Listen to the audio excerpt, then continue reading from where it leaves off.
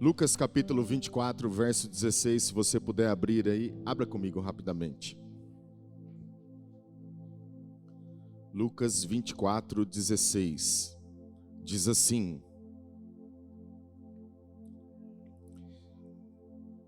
Os seus olhos, porém, estavam como que impedidos de o reconhecer. Senhor, nós te agradecemos por sua palavra. Obrigado, Espírito Santo, pela revelação. O Senhor é um Deus que fala conosco e quer nos ensinar todos os dias a vivermos o tipo de fé que a sua palavra nos convoca a viver. A sua palavra é cheia de poder, a sua palavra não tem poder, ela é o poder do Evangelho. A sua palavra é digna de toda aceitação, Pai. Por isso eu te agradeço que a mente de Cristo possa se instalar nesse lugar, formando e transformando os corações. Aleluia, renovando a nossa mente, para que a gente possa experimentar qual seja a boa, agradável e a perfeita vontade de Deus. No nome bendito do Senhor, eu prometo que te darei toda a glória. Aleluia, Jesus. Amém e amém. Semana passada, aliás, essa semana agora, mas há um tempo, eu estive passando alguns momentos longos de oração e, como pastor de uma igreja, nós sentimos a responsabilidade sempre de conduzir as pessoas a um lugar onde realmente o Senhor tem direcionado essa comunidade.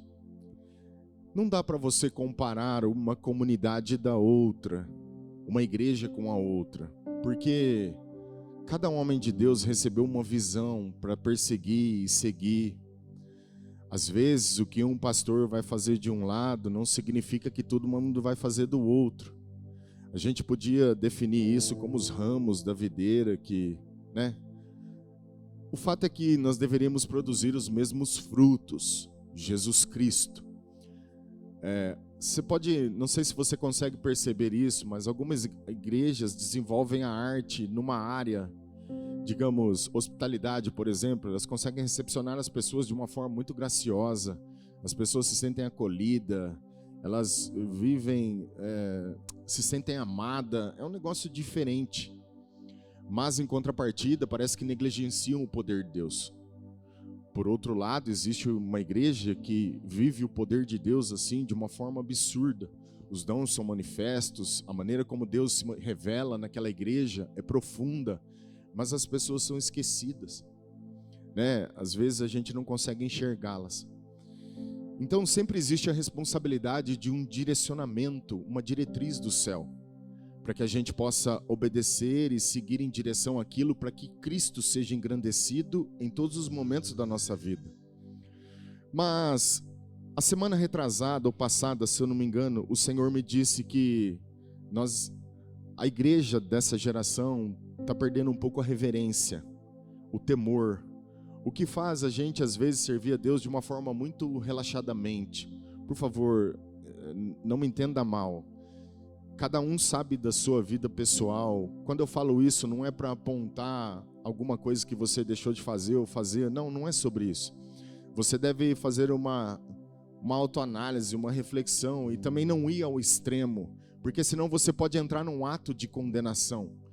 E aí você não consegue discernir a graça de Deus, o amor de Deus para te tirar desse lugar. Não é para ser extremo. É para você só fazer uma reflexão do coração e imaginar a maneira como você deve estar servindo a Deus. E o Senhor me disse sobre isso. Mas reverência tem a ver com devoção, obediência, tem a ver com adoração, estilo de vida, integridade. E a gente escolhe as coisas que a gente quer viver no Evangelho nos dias de hoje. Só que em contrapartida, o que nós temos visto? Uma igreja que consegue viver parcialmente esse tipo de coisa por um tempo. Mas quando passa um tempo, o que você encontra é um monte de gente frustrada que não vê as promessas de Deus se realizando neles. Tem duas coisas que nós precisamos considerar. Primeiro, porque colocaram expectativa onde Deus nunca falou que eles deveriam colocar. Segundo, porque viver parcialmente realmente não te fará desfrutar das promessas divinas. Lembra quando Deus disse para Saul: Saul, vai, mata os amalequitas, destrói tudo, não traz nada de lá. Saul foi e fez parte do que Deus pediu. Ele matou alguns homens, mataram todo o inimigo, mataram algumas coisas, mas outras coisas eles trouxeram embora, como os bois, os servos, os cordeiros, trouxeram para tentar agradar a Deus de alguma forma. Só que a instrução de Deus não era essa. E aí Deus fala assim para ele: o seu pecado é como de rebelião, é pior do que feitiçaria. Porque uma coisa é quando você sabe o que tem que fazer e faz ao contrário. Outra coisa é quando você não sabe o que tem que fazer e deixa de fazer. São duas coisas distintas. A misericórdia ela é pautada no rigor. Você é medido pela misericórdia na medida da revelação que você tem. Lembra Moisés no início do ministério? Fala com a rocha. Ele bateu. Tá bem, ok. Você é novo no caminho, estou te chamando agora para ir. Mas da segunda vez, Moisés já tinha visto um monte de milagre, tinha falado com Deus face a face, já tinha amadurecido, ele já conhecia Deus, como ele era severo e também compassivo, benigno. Na segunda vez ele disse: fala com a rocha. Moisés bateu, ele falou: agora não. Porque da primeira vez você ainda é maturo, mas da segunda agora você sabe. Então o rigor da misericórdia é pautado no nível de revelação que você tem. E não adianta falar que Deus não tem uma expectativa em colher um fruto em você, porque Ele semeia a palavra com essa expectativa em nós. Então, o que nós temos visto é, muitas vezes, uma geração que está dentro da igreja e com a alma um pouco abatida. E todos nós passamos por esse momento. Calma, não me julgue antes da pregação, que eu vou falar que homens de Deus também passam por isso. E eu era um deles na semana passada. O meu abatimento não vem por conta de eu não acreditar que algumas coisas não podem acontecer, tudo, mas é justamente a sede e a fome por tentar entender como eu deveria me mover em algumas questões em relação a Deus. Se eu falar que eu não senti esse tipo de coisa, eu estaria mentindo, porque homens de Deus também sentem abatimento. Homens de Deus também sentem qualquer coisa que qualquer outra pessoa pode sentir. A diferença sempre vai estar na resposta que você dá, além do que você está sentindo. Essa é a diferença. Mas eu queria compartilhar com vocês algo que realmente faça, ou a gente possa aprender como lidar com esse tipo de coisa. Porque de fato é muito difícil você ter um comportamento de fé quando você está sentindo daquele jeito. Não é fácil. Falar que eu não estou dizendo que não, mas é possível. É um exercício. Por quê? Porque realmente o poder de Deus, a fé em Cristo Jesus, vai te mover de lugar. E ela vai fazer você viver em outro lugar. Aleluia! O texto que nós lemos aqui fala de dois homens no caminho de Emaús que estavam vindo do Gólgota. O lugar onde Cristo, de Jerusalém, onde Cristo tinha sido crucificado. Eles estão caminhando. E eles estão falando sobre o que aconteceu na obra da crucificação. É interessante que quando você vai ler o capítulo, eles estão cheios de frustrações, desanimados. Eles estavam quase que impossibilitados de acreditar em qualquer coisa, inclusive de enxergar aquele que estava do lado dele. Quem foi que chegou do lado dele e fez essa pergunta? A pergunta para eles, que nós vamos ler agora. Jesus Cristo. Jesus aparece do lado desses homens, lhes faz uma pergunta, e eles não conseguem perceber que era Jesus. Eu me fico a perguntar por muito tempo que a Bíblia os chama de os discípulos no caminho de Emaús. Todo discípulo se parece com o seu mestre. Eu não posso dizer que esse cara não conhecia Jesus, ele conhecia. Mas se ele era um discípulo, o que o impediu de enxergar Jesus? O que vendou seus olhos, que conseguiu fazer com que o impedisse de ver quem estava do lado dele? Foi exatamente essa frustração, a falta de esperança que fechou os olhos deles, para que eles não pudessem enxergar a Cristo. No verso 17 diz assim: então lhes perguntou Jesus: que é isso que vos preocupa e de que ides tratando à medida que caminhais? Eles pararam entristecidos. Percebe que apesar deles estarem falando do Calvário, Jesus se aproxima deles no momento em que eles estão frustrados, com falta de esperança, eles estão perdidos, sem saber o que fazer, mas Jesus vai até eles. E isso eu não posso deixar de falar com você. Independente do momento que você esteja vivendo, não importa. Se você tomou a decisão de se parecer com Jesus, Ele vai até você. O fato é que Ele se aproxima de nós e Ele quer saber o que você está sentindo. Ele faz uma pergunta para eles: ei, do que vocês estão dizendo? E Ele responde no verso 21, ora, nós esperávamos que fosse Ele quem havia de redimir a Israel. Mas depois de tudo isto, é já este o terceiro dia de tais coisas que sucederam. Quando Deus te faz uma pergunta, Ele tem a esperança ou a expectativa de que você corresponda ao nível da fé. Mas quando isso não acontece, Ele também vai trabalhar para que as coisas mudem e você possa enxergar as coisas como Ele enxerga. A resposta dele é: nós esperávamos que esse homem, que Jesus, fosse a resposta para a redenção de Israel. Se nós esperávamos, nós não esperamos mais. Acabou-se a esperança. Eu me frustrei. De alguma forma, a promessa foi adiada. Por quê? Porque quando eles olharam para o Calvário, o que eles viram foi a esperança morrendo. Eles viram o Cristo que veio para salvar Israel, agora sendo crucificado, fustigado, furado à direita, à esquerda, no seu corpo, sei lá. Mas eles perderam toda a esperança porque atentaram para o ato da crucificação e esqueceram de considerar o que viria depois dela. Então, primeiro, para a gente entender o que fecha os olhos espirituais, o sentimento que nos faz atentar para as coisas que estamos vivendo, nos impedem de enxergar Jesus, mesmo estando do nosso lado. Ah, mas eu sou cristão há 20 anos. Não importa, a obra de Deus é no espírito, no coração. Se o coração estiver frustrado, ofendido, como diz em provérbio, a promessa adiada frustra o coração. Você não tem uma visão clara das promessas de Deus. Eu não consigo enxergar a operação de Deus. Eu não consigo enxergar Jesus perto de mim. Parece que tudo fica obscuro. Tudo que me governa é o sentimento. Aquela coisa toma uma força, uma proporção dentro de mim, que acaba até arrancando palavras dos meus lábios que não deveriam sair, mas era a expectativa que Jesus gostaria de ouvir deles. Nós vimos a redenção e cremos que Ele virá, mas não foi isso que ele ouviu. Quando Deus nos faz uma pergunta, Ele tem a expectativa de que a gente responda à altura da sua palavra. Lembra quando Deus pegou Ezequiel e falou assim: Ezequiel, vou pôr você num lugarzinho, vem cá. Coloca ele perto, no meio de um vale de ossos secos. E Deus faz uma pergunta para Ezequiel e diz o seguinte: Ezequiel, você acha que esses ossos podem reviver? Ezequiel, safo, dá uma olhadinha e fala assim: eu vou transferir para ele. O Senhor que sabe. Se eu fosse Deus, responderia assim: Ezequiel, claro que eu sei, eu sou Deus, eu sou Criador, mas se eu estou perguntando para você, eu quero saber de você, o que você me fala a respeito dos ossos secos, porque eu já sei.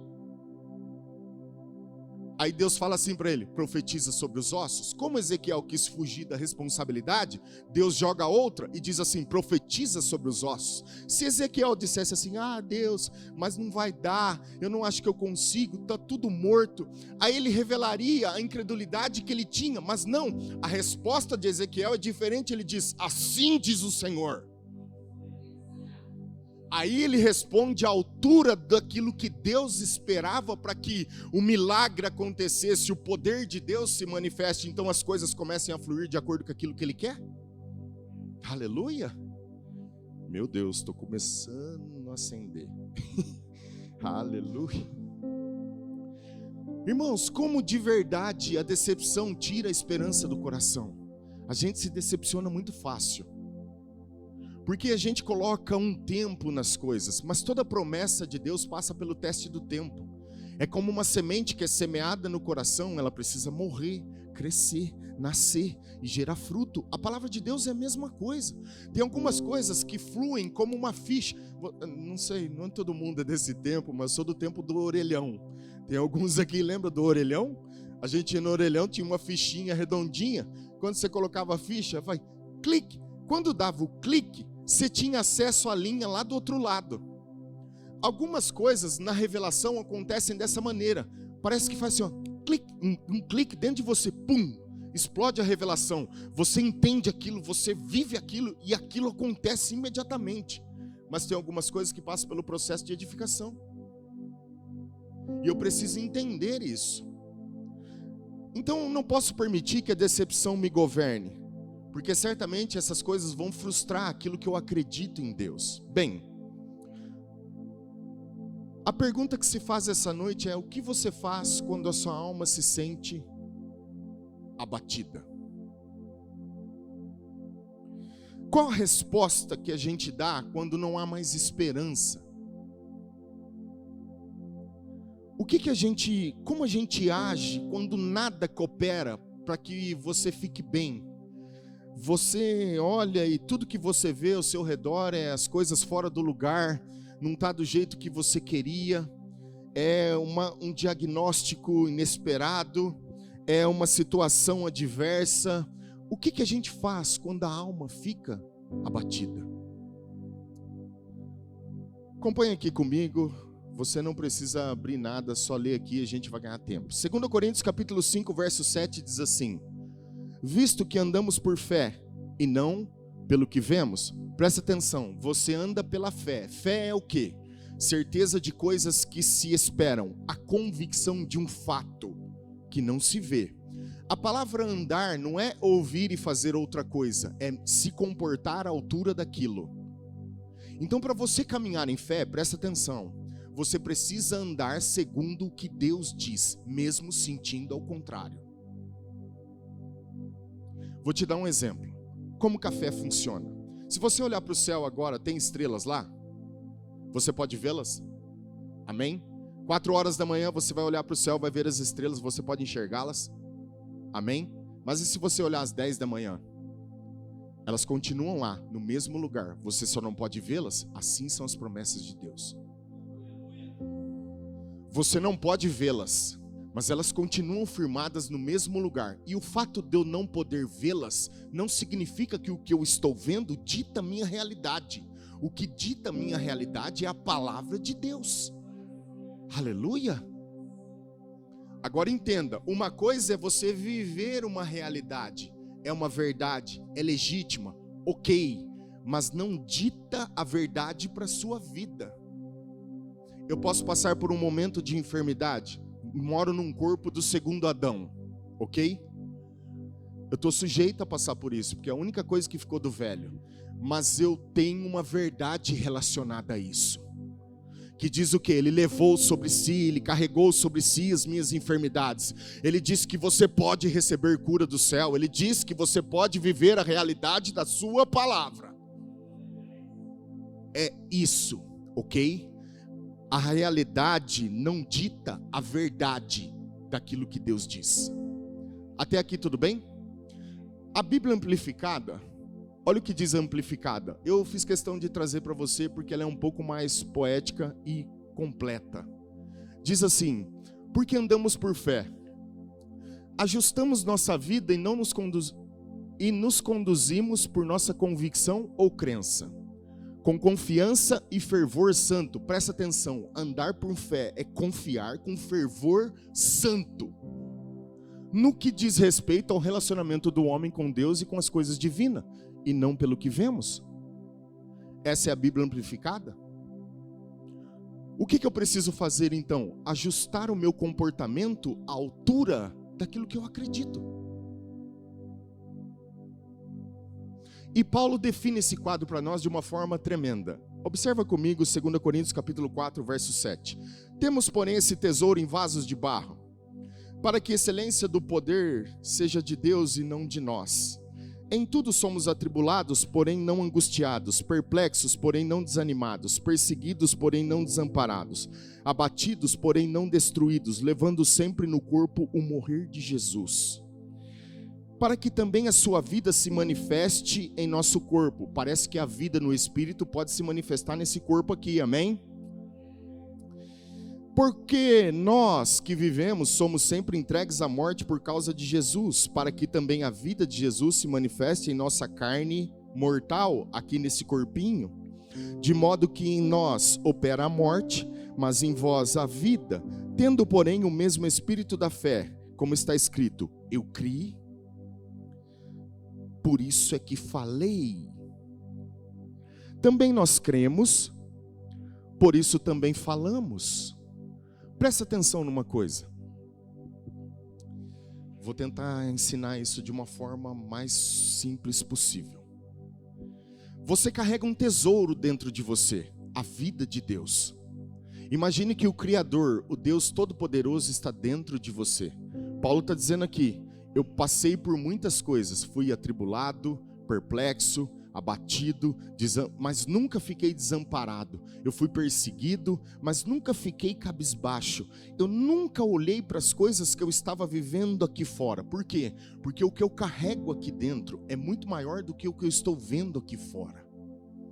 Agora, a questão é a seguinte: se eu carrego esse tesouro, esse poder dentro do vaso, a pergunta que se faz é: o que esse poder pode fazer em nós? O que nós estamos fazendo com esse poder dentro de nós? Eu posso justificar isso de uma forma mais simples. Esse é o poder para mim amar, esse é o poder para mim perdoar. Ok, tá tudo certo. Não tem nada de errado quanto a isso. Esse é o poder para mim orar, esse é o poder para mim fazer isso ou aquilo. Mas é poder para fazer coisas sobrenaturais. É poder para você operar da mesma forma que ele. 1 João capítulo 2, verso 6. Aquele que diz que está em Jesus deve o quê? Deve o quê, gente? Põe aí, Douglas. Na hora que você chegar em casa, lê 1 João 30 vezes. 1 João 2, 6. Deve andar como ele andou. É isso que diz o versículo? Aqui Paulo está dizendo o seguinte: eu posso passar por todas essas coisas, mas elas não vão, de certa forma, afetar ou contaminar o que eu carrego. Por quê? Porque o que eu sinto não me define. O que eu estou ouvindo não me define. O que eu posso ver em termos de circunstâncias ou problemas, eu não confesso o meu sentimento, porque eu decido andar segundo o que o Senhor me falou. Paulo toma decisão na vida dele e ele está nos entregando a chave de ajustar a sua vida às promessas de Deus e não às circunstâncias que ele estava vivendo. E olha que não foram poucas. Paulo passou 80% da sua vida preso em cadeias, fustigado com vara, jejum. 2 Coríntios 11, 22 a 30, você pode ler depois. Mas não foi um homem que passou coisinhas poucas, mas ele tinha experiências divinas. Ele ouvia Deus, ele considerava as coisas que Deus dizia. As experiências que Paulo passou no reino do Espírito com Deus, lhe serviram de sustento para as experiências ou necessidades terrenas. Por que a gente se abate? Porque nos falta intimidade, nos falta comunhão. Nos falta considerar atentamente, confiar no que Deus diz na sua palavra. Porque eu tenho certeza, naquela semana que eu estava lá, eu fiquei muitos dias trancado e assim, teve um dia que eu saí e minha esposa falou assim: o que você tem? Eu falei: nada. Não queria falar. Quando eu abri o coração, ela falou: meu Deus do céu, o que está acontecendo com esse homem? Ela encontrou o pastor Lucas à noite e falou assim: o pastor Alan te ligou? Falou: não, por quê? O homem está precisando de ajuda. Todo homem passa por momentos assim, aleluia. Mas eu sei de uma coisa: eu sei aonde eu me escondo, eu sei aonde eu posso ir. Um homem e uma mulher de Deus que sabe se relacionar com Ele, você pode abandoná-lo numa ilha sozinho, onde ninguém está lá. Ele vai conseguir sair de lá, porque Deus vai tirá-lo de lá. Aleluia. O apóstolo Paulo apenas decidiu ajustar a vida dele segundo as promessas de Deus. E ele nos ensina a chave, duas coisas que nós precisamos considerar aqui. Primeiro, nós somos entregues à morte todos os dias em Cristo Jesus. Como é que eu faço para me entregar à morte? Tem um tipo de graça pregada no corpo de Cristo que não é a graça de Deus. A gente chama de graça gordurosa, uma graça carnal. É a graça libertina. Você pode continuar errando e a graça vai te cobrir. Você vai continuar preso na mesma vida, nunca vai se transformar, vai cometer os mesmos erros e acreditar que a graça vai te salvar em algum momento. Agora entenda, a graça de Deus te liberta do pecado. Ou não? Aleluia? A graça que não te liberta não pode ser a graça de Deus. Tito fala de um lavar regenerador do Espírito Santo e da palavra pela graça de Deus. Romanos capítulo 6, o pecado não terá domínio sobre vós. A lei do Espírito da vida em Cristo Jesus te livrou do pecado e da morte. Ah, pastor, mas por que eu ainda peco? Porque você quer. Porque eu quero. O pecado é prazeroso. A gente ainda nutre a carne. Um dia um irmão falou para mim, chegou em mim e falou: pastor, eu estou pecando, está difícil. A carne é fraca. Eu falei: o pecado é vitamina? Se a carne é fraca, você vai dar o pecado para ele, para a vitamina? Não é possível. Mas o espírito está pronto. Você ficou só num trecho do versículo: a carne é fraca, mas o espírito está pronto. Glória a Deus. Existe uma graça sendo pregada que não é de Jesus. A vida em Deus, ela é sacrificial. Davi disse assim: eu não vou oferecer nada a Deus que não me custe nada. Por mais que não há obras que possa agradar a Deus, o sacrificial significa oferecer algo a Deus, e isso vai te custar alguma coisa. Aliás, vai te custar tudo. Jesus disse assim: se aquele que quer me servir não deixar, não renunciar tudo, não pode ser meu discípulo. 1 Pedro capítulo 2, 5 diz assim: também vós mesmo, como pedras que vivem, sois edificados casa espiritual, para ser de sacerdócio santo, a fim de oferecer de sacrifícios espirituais agradáveis a Deus, por intermédio de Jesus Cristo. Vamos lá, a primeira instrução de Paulo: somos entregues à morte todos os dias. Como é que eu me entrego à morte? Esse corpinho aqui precisa morrer todos os dias. Por quê? Porque ele tem desejos. Ele quer te levar para longe de Jesus. Esse corpinho aqui quer te levar para fora da vontade de Deus. Essa carne aqui deseja coisas que Deus não deseja. E aí como é que você mortifica ela? Somos entregues à morte todos os dias. Como? Jejum, adoração, meditação na palavra, orações, tempo a sós com Deus. Romanos capítulo 12, verso 1: rogo-vos, pois, pelas misericórdias de Deus, que apresenteis o vosso corpo como sacrifício vivo. Como é que eu faço isso? Entra no seu quarto. Se você tiver um parente, pede para ele fechar a porta do lado de fora e jogar a chave fora. E fala assim: só quando eu morrer de verdade, você vem aqui e abre. Sabe que R.W. Chambá fez isso? Quantos já ouviram falar de R.W. Chambá?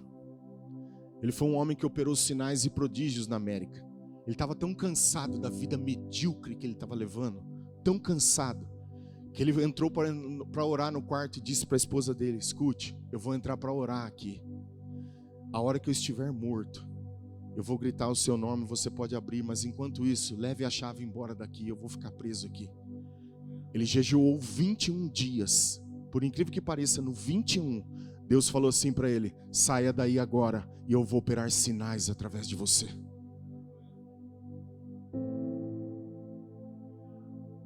A vida em Deus é isso. Paulo está nos ensinando a chave: oferecei os vossos corpos. Todas as vezes que você entra para orar e oferecer a Deus sacrifícios de louvor e adoração, você está sendo um sacrifício vivo diante dele. Então a vida em Deus é sacrificial.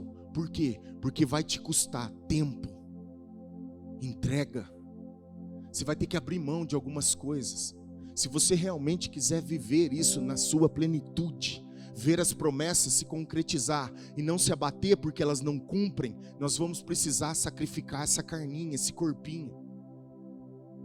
Paulo está dando a chave para nós.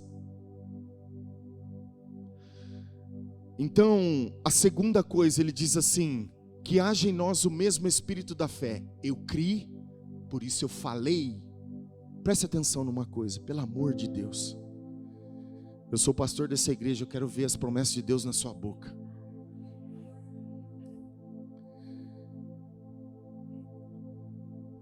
A sua boca é a ferramenta que Deus tem para fazer alguma coisa nessa vida. Ah, sou eu. Se você não falar, não serve para nada. Quando Deus quer fazer alguma coisa, criar alguma coisa, Ele fala. Lembra no Éden? Haja luz. Pum! Crie-se o sol, as estrelas. Pum! As plantas nascem da terra. Pum! Deus trabalha com palavras. E a sua boca é a ferramenta pela qual Ele usa as palavras para tornar ou trazer o reino de Deus aqui nessa terra. Ah, mas o reino vai se estabelecer sozinho. Não, ele não se estabelece sozinho. Por quê? Porque ele pediu para que eu e você pudéssemos orar para que ele venha. Se Deus fosse fazer tudo sozinho, segundo o beneplácito da sua vontade, como disse Paulo, ele não precisaria de nós para nada, mas ele disse assim: eu preciso que vocês orem, que venha o teu reino, venha o teu governo sobre nós, estabeleça a sua vontade, não a minha. Ou seja, ele depende que eu fale algo para ele, para que o céu se mova. Só que o céu, ele só se move quando há uma concordância entre o que sobe e o que desce. Quando as coisas concordam ou se encontram na mesma frequência, existe um impacto do Espírito Santo na criação e traz à existência as coisas que não existem. É como se você dissesse assim: Deus, a sua palavra diz isso, pum, e o céu responde à altura daquilo que você está falando. Mas se você disser assim: ah, Deus, acho que não vai dar certo, o céu não se move. Ah, mas Deus vai fazer, ele não vai. Você vai ficar sentado numa cadeira esperando e ele não faz. Paulo disse o seguinte: eu criei, por isso eu falei. Paulo não falava do que ele sentia. Paulo não estava falando das circunstâncias dele, escrevendo para os irmãos, dizendo assim: irmãos, eu estou quase morrendo, me ajuda, e isso e aquilo. Não, ele está relatando isso nas cartas, encorajando os irmãos, dizendo para eles que mesmo que vocês passem por esse tipo de coisa, o Senhor de todas me livrou. Por quê? Porque eu tomei a decisão de crer naquilo que ele diz e falar aquilo que ele fala. Eu vou te dar um exemplo disso. Por que você acha que para ser salvo você precisa confessar a Jesus? Por quê? Quando você confessa, você publica, tanto para o reino dos céus quanto para o reino das trevas, aquilo que você acredita. Paulo diz assim: se confessares a Jesus com seus lábios e crer no coração para a justiça, assim lhe será feito. Então com a confissão eu faço para testemunho, e com o coração eu creio para a justiça. São duas coisas que caminham juntos. Em outras palavras, a minha boca fala daquilo que eu acredito, do que está cheio no meu coração. Então se você ficar falando dos seus problemas, é a nuvem que está sobre a sua cabeça, você vai ficar debaixo deles. Ah, pastor, eu não acredito nisso. Calma aí. Eu não estou dizendo que você não pode, às vezes, compartilhar o problema. Calma. Olha em Provérbios o que diz aqui. Provérbios 18:7. A boca do insensato é sua própria destruição, e os seus lábios um laço para a sua alma. Então presta atenção. Se eu só falo de problemas, dor, do que eu estou sentindo, eu estou enredando a minha alma. Você vai se sentir cada vez mais pior debaixo de um buraco, sem ânimo para sair de lá. Porque palavras nutrem a alma. Como é que Deus faz você acreditar ou ter esperança em algo? Ele não libera uma palavra? Não é? Quanto mais você fala dela, você se conforma com ela e passa a acreditar. os problemas é a mesma coisa. O diabo não é criador, ele copia as coisas que Deus faz. Então ele pega a sua boca e enche você de sentimentos contrários. E ele está esperando duas coisas: uma palavra negativa ou um procedimento errado. Quando isso acontece, nós damos legalidade no reino do Espírito para que ele venha e faça aquilo que ele quer fazer. O diabo.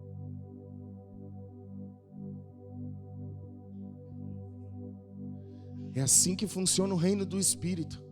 Por isso Paulo está dizendo assim, ó, eu criei, por isso eu falei. Provérbios capítulo 18, 20 diz assim: do fruto da boca, o coração, a palavra aqui coração é alma, se farta. Do que produzem os lábios, se satisfaz. A morte e a vida estão aonde? Você define aonde você quer viver. Se você só falar de problemas, daquilo que você está sentindo e daquilo que você está vivendo em termos de circunstância, define o lugar onde você vai caminhar em Deus, porque a alma se farta desse tipo de coisa. Eu estou tendo uma leitura meia ampla sobre a palavra de Deus. Eu estou lendo o livro de Números. Eu estava falando com o Tico semana passada, com o pastor Lucas. O povo de Israel, quando viu os gigantes, preste atenção, eles voltaram para relatar, e o relatório foi assim: nós vimos gigantes, nós não vamos conseguir entrar lá, eles vão acabar com a gente. Moisés vai falar com Deus, e Deus fala assim: Moisés, eu vou matar esse povo, eu vou acabar com eles, porque eles não acreditaram na minha palavra. Moisés dá uma... Cara, a intimidade que Moisés tinha com Deus era impressionante. Ele dá um conselho para Deus, diz assim, ó, Deus, não vai ficar muito legal se você fazer isso, porque o povo lá do outro lado já ouviu falar que foi o Senhor que os tirou do Egito. E agora, se o Senhor os tirou do Egito para matá-los aqui no deserto, não vai ficar bom, cara, vai ficar ruim para você. Aí Deus fala assim, ok, eu não vou matá-los agora, mas eles também não entrarão na terra. Quando Moisés relata isso para o povo, sabe o que o povo faz? Ele se arrepende. Eles falam assim, tá bom, Moisés, então vamos fazer o seguinte: agora que você falou com o Senhor e Ele nos relatou isso, subamos e possuamos a terra. Moisés vai falar com Deus e Deus fala assim, ó, agora é tarde. Por quê? Porque a fala deles, negativa, contaminou quase 3 milhões de pessoas. E aí Deus diz assim, ó, agora eu vou fazer eles perambular pelo deserto, 40 anos. E nesses 40 anos vai nascer uma próxima geração. E aí eles vão entrar. Mas esses aí, agora não.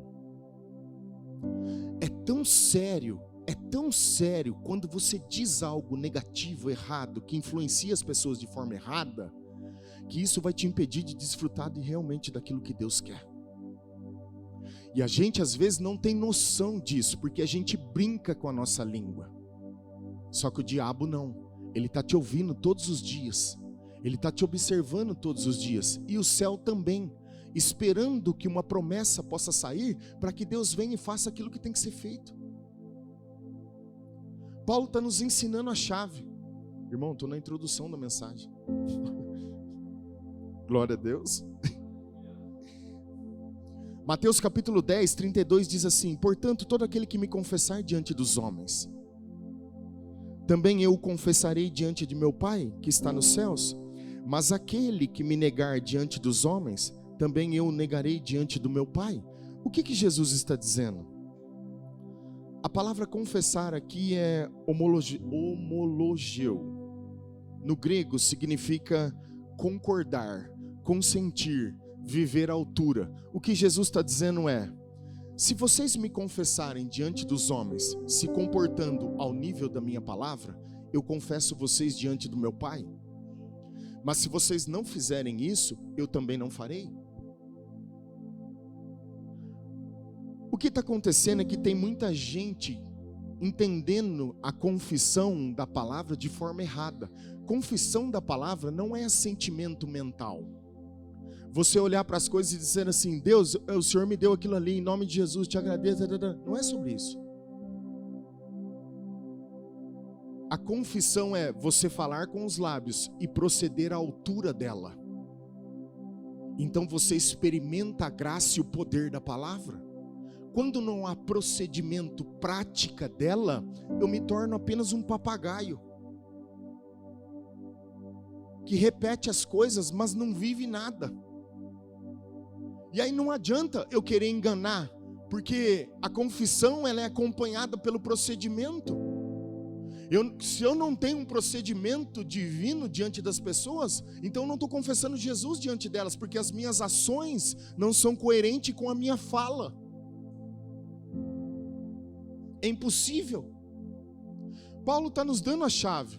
Hebreus capítulo 4, 14. Tendo pois a Jesus, Filho de Deus, como grande sumo sacerdote que penetrou os céus, conservemos firmes a nossa confissão, procedimento, vida. Por quê?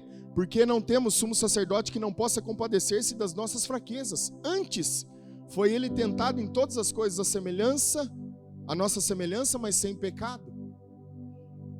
O que nós temos? Um sumo sacerdote que não se compadece das nossas fraquezas. O que o apóstolo está escrevendo? O que o sumo sacerdote fazia antigamente?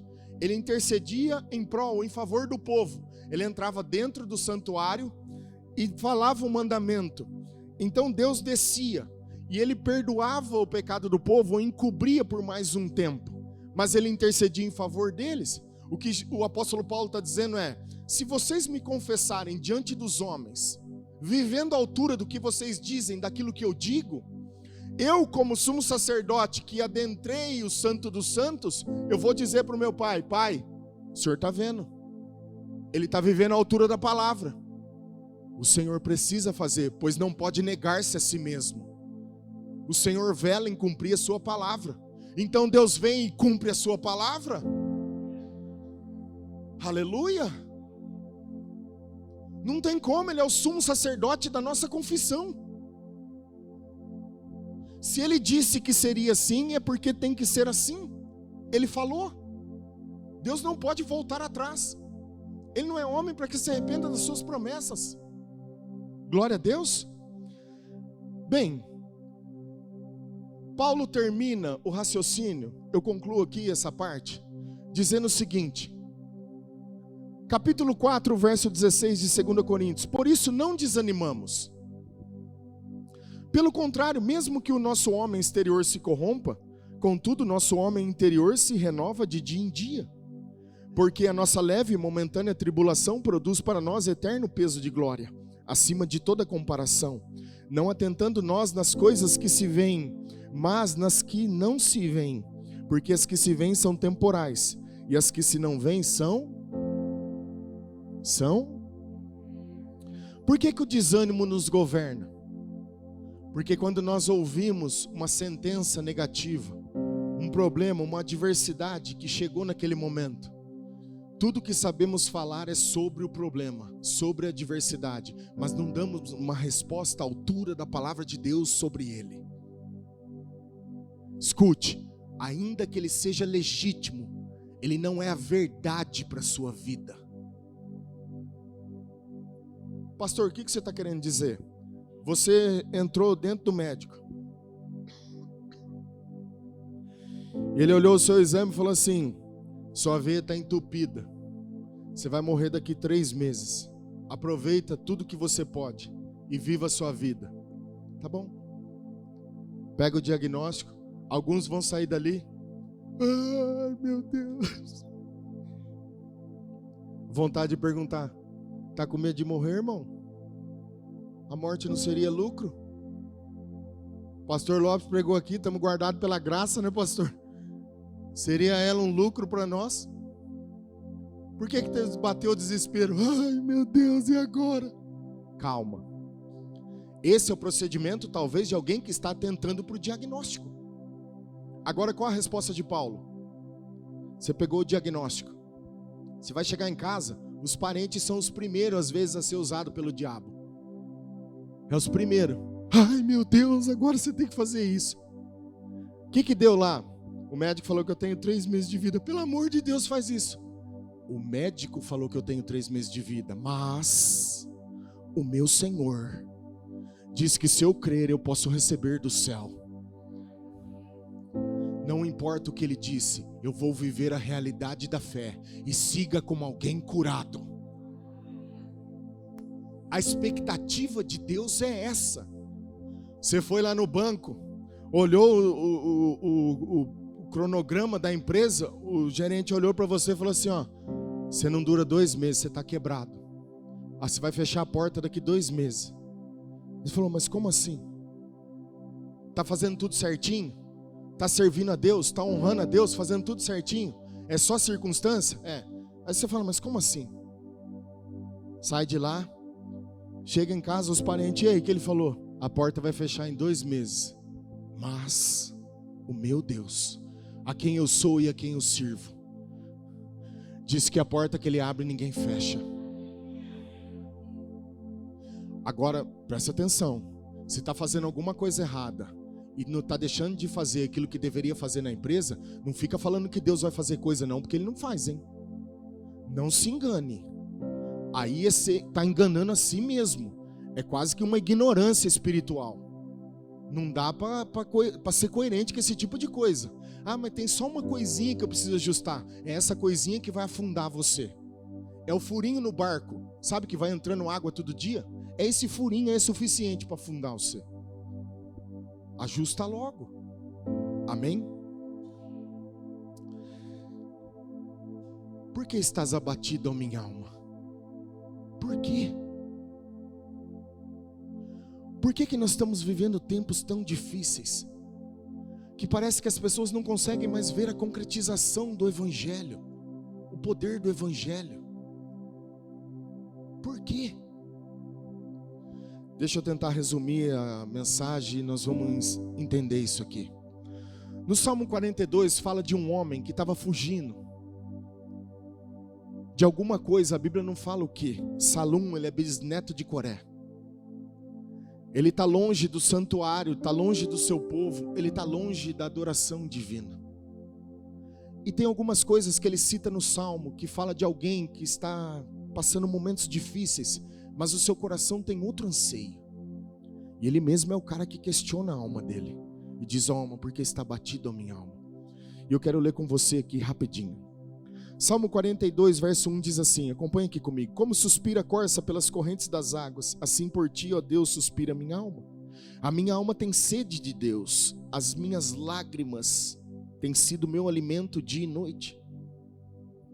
Enquanto me dizem continuamente, o teu Deus, onde está? Lembro-me destas coisas e dentro de mim se me derrama a alma, de como passava eu com a multidão do povo e os guiava em procissão, à casa de Deus, entre os gritos de alegria e louvor, multidão em festa, porque estás abatida, ó minha alma? Por que te perturbas dentro de mim? Espera em Deus, pois ainda louvarei a Ele, meu auxílio e Deus meu. Eu vou dividir o salmo em 2 partes rapidinho e a gente vai entender isso aqui. Ele é bem curtinho e o ensino também. O salmo revela que homens de Deus também sentem momentos difíceis, como esse aqui. Mesmo sendo homens de fé, nós não estamos isentos de passar circunstâncias, problemas que todo mundo passa. Da mesma forma, eu vejo que a diferença está justamente na maneira como a gente reage às adversidades da vida. Nós estamos falando de um homem aqui que conhecia o santuário, conhecia a presença de Deus.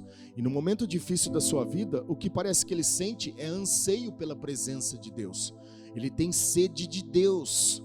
Os problemas não estão arrancando ele ou a fome que ele tem por Deus, mas os problemas o estão motivando a ir em busca de Deus. Às vezes a gente faz ao contrário. A gente acaba abandonando Jesus por uma frustração. A gente deixa a presença de Deus, o lugar de oração, o lugar de entrega, porque o problema se tornou maior. E deveria ser diferente. Durante o período da seca, ele começa a observar e ver uma corça. Como ela caminha, ela passa pelos montes, ela vai saltando em busca de águas, nas torrentes que correm em algum lugar, até que a sua sede possa ser saciada. Salum está nos dando um exemplo e falando de elementos naturais da vida, como água, alimento, ar, coisas que não tem como você viver sem. Em outras palavras, o que ele está se referindo é a alma do homem. Da mesma forma que uma corça não pode viver sem água, sem alimento e corre atrás dele incansavelmente, vai em busca das águas, a alma do homem não consegue viver sem a presença de Deus. Ele tem sede de Deus. Ele está trazendo isso para nós. E como a gente precisa entender isso, que nos últimos dias, quando se a gente vê problemas cercando a nossa vida, o que Jesus espera é que palavras de adoração, de louvor, a confissão da palavra, a verdade de Deus saia da nossa boca. Mas o que a gente vê são pessoas confessando os problemas, falando sobre eles, mas não dão uma resposta à altura dele. Tudo que o diabo quer fazer de nós é arrancar dos nossos lábios uma só palavra negativa. Uma só atitude errada. Você sabe por que Judas foi enredado na mente e ele nunca mais conseguiu sair daquele lugar? Por causa de um pensamento, uma palavra que ele manifestou. Alguém fala assim: Judas nasceu para morrer. Como assim, cara? Você está falando que Deus criou Judas para ser sacrificado? Poderia ser qualquer outro. Não é possível que Deus faria isso. Mas sabe o que ele fez? Quando a mulher derrama um perfume aos pés de Jesus, uma palavra que saiu do coração desse cara ganancioso, disse assim: poderia vender isso e dar aos pobres? Satanás montou uma teia na mente de Judas. Nunca mais ele conseguiu sair. Ele trocou o Salvador por 30 moedas de prata. Foi só uma palavra, só uma. Deixa eu falar aqui rapidinho, está vindo no meu espírito. Tinha o irmão que traduziu, o pastor Dave Robertson, em Belo Horizonte, era o Bernard Snellgrove. Ele morou na Inglaterra até os 17 anos e veio para o Brasil. Ele tinha uma amiga que chamava Laura. E eles eram muito amigos. E a Laura, quando lavava a louça, ele era adolescente, o Bernard ia na casa dela e enxugava a louça para ela. E ela ficava falando de coisas de Deus, da palavra de Deus para o Bernardo. Um dia ela falou assim: Bernardo, eu tenho medo só de uma coisa na vida. Presta atenção. Quando você fala assim, eu tenho medo, o diabo faz assim, ó, medo disso. É isso aqui que eu vou te pegar. É desse jeitinho.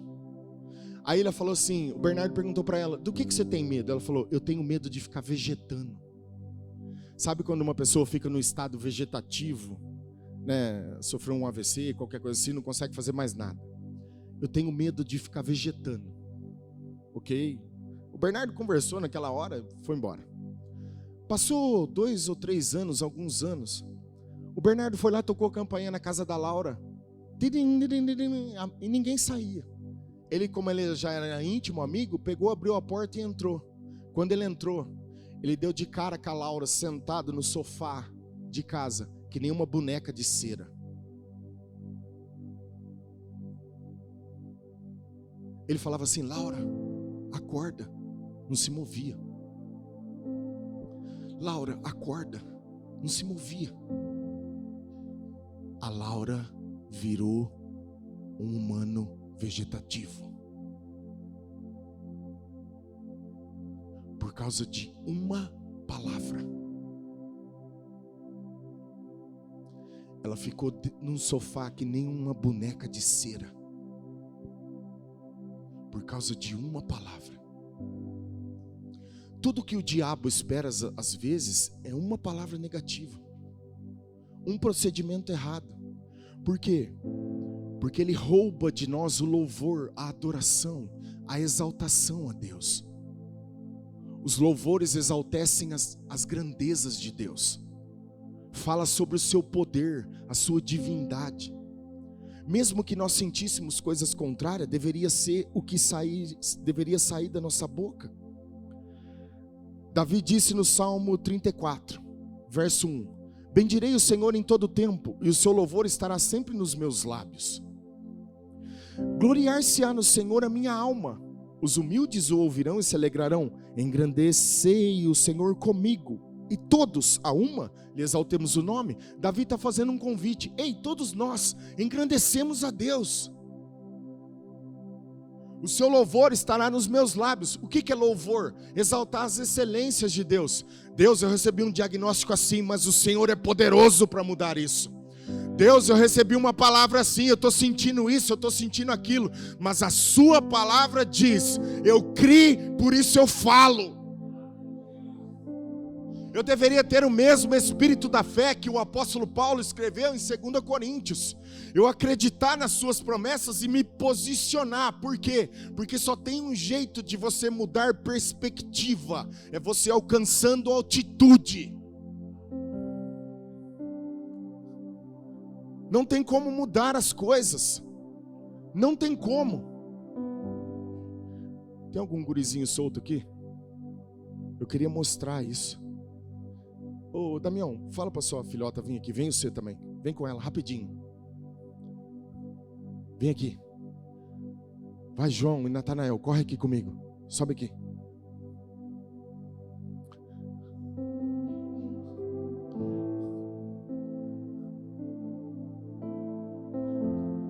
Vem aqui, Damião. Gente, se ultrapassar um pouquinho o tempo, fica bem à vontade. Eu não tinha pretensão disso, mas Deus está se movendo. Eu sinto no meu espírito de fluir isso aqui.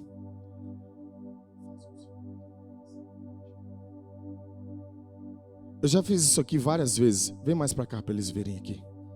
Isso. Fica aqui no meio, você, aí. Pode abrir mais, abre o braço, segura mesmo. Isso, aberto, essa roda. A sensação que nós temos quando nós estamos passando por circunstância é exatamente essa aqui, ó. Eu estou cercado por um monte de problema. E é isso aqui que me gera o sentimento de angústia, de abatimento. Só tem uma maneira de você mudar a perspectiva daqui. Porque quando você olha aqui, você não consegue ver saída. Só tem um jeito. A adoração te convoca, o louvor, a confissão da palavra te convoca a rendição. O que é louvor? É você prostrar-se diante de Deus, render-se. Quando um bandido vai assaltar alguém, o que ele fala? Ei, primeira coisa que ele fala, mãos pro... Você está rendido. Não é isso que acontece? Então olha só. Levanta a mãozinha para cima, as duas. Você começa a adorar a Deus aqui no meio do problema. Ok? O que Deus vai fazer?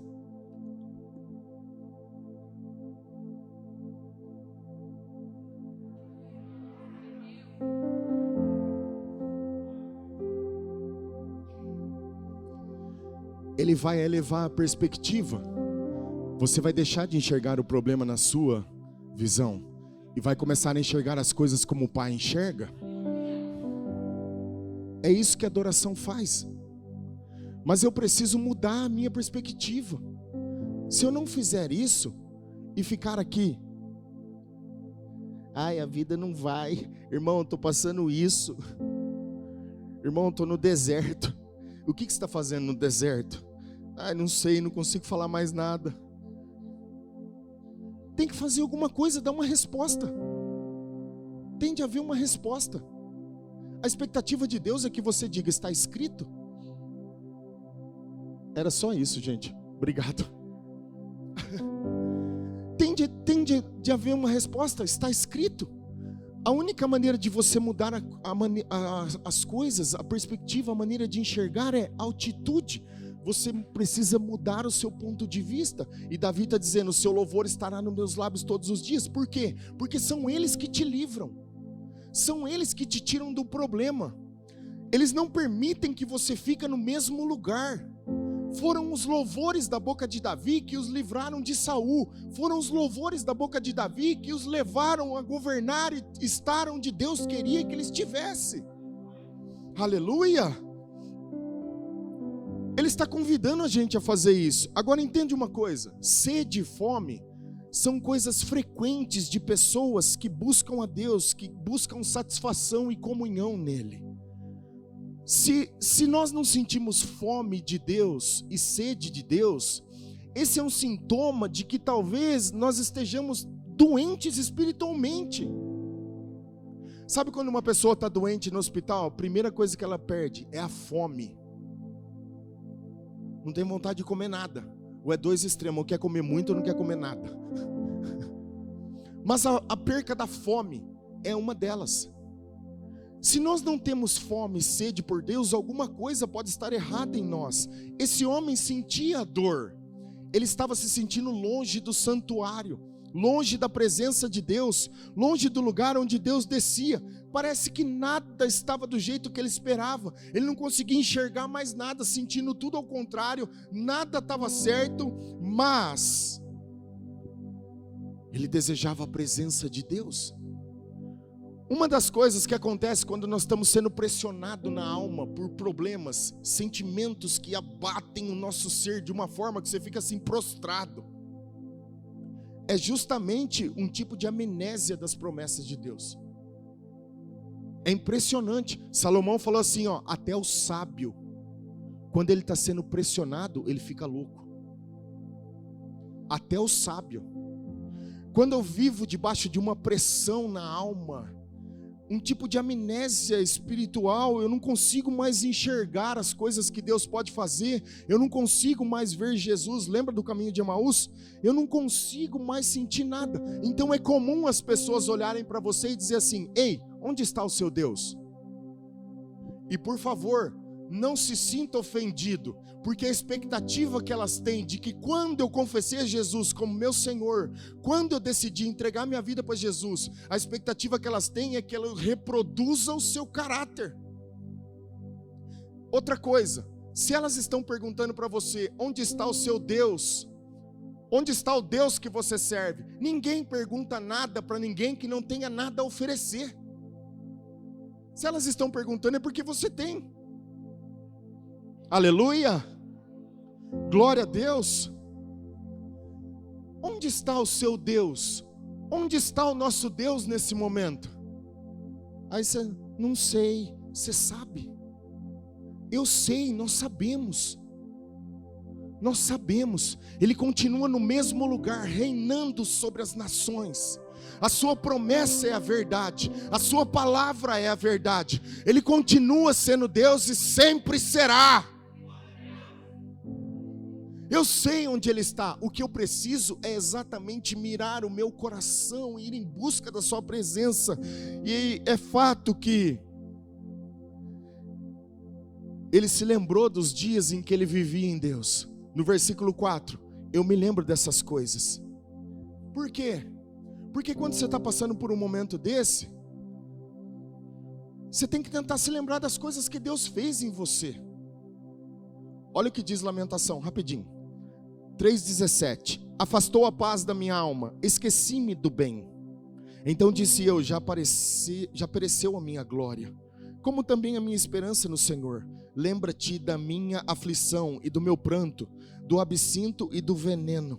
Minha alma continuamente os recorda, se abate dentro de mim. Escute, todas as vezes que você está passando por um momento difícil, e essa dor, esse sentimento governa a sua alma, é como um veneno na alma. Tudo que ele quer fazer é matar o espírito da vida que está dentro de nós. O profeta está dizendo, mas no 21 ele diz assim, mas eu quero trazer à memória aquilo que me dá esperança. Eu me lembro dessas coisas. Guarde isso para a sua vida. A memória pode de fato ser um remédio para o coração que foi ferido nessa hora, mas também a memória pode ser uma arma para te manter numa ferida dentro de você. É você que define o que você vai fazer com ela.